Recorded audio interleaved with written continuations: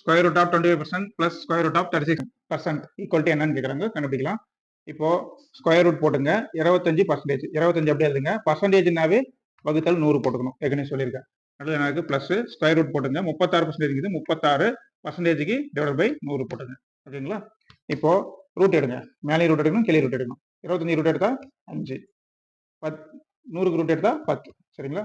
Plus இங்க 6 36, அப்போ 6, 36 root எடுத்தா 100 ரூட் எடுத்தா அதே 10 தான். சரிங்களா? இப்போ பார்த்தீங்கன்னா கீழே 2 சமமாக தான் இருக்கு. அப்போ கீழே சமமாக இருந்தா 2 10க்கு ஒரே ஒரு 10 எழுதி மேலே மட்டும் என்ன பண்ணணும், கூட்டணும். 5 + 6, 5 + 6 என்ன வரும், 11/10 வரும். 11 டிவைட் பை 10, 5 6 கூட்டினா 11 டிவைட் பை 10. இப்போ பர்சன்டேஜில் தான் ஆன்சர் கொடுத்துருக்காங்க. இப்போ இதை பர்சன்டேஜாக மாற்றணும். பர்சன்டேஜாக மாற்றணும்னா 100ஆல் பெருக்குங்க. ஓகேங்களா? 100ஆல் பெருக்கி பர்சன்டேஜ் போட்டுங்க. இப்போ ஒரு ஜீரோ கேன்சல் பண்ணிடுங்க. 11 × 10 என்ன வரும், 110%.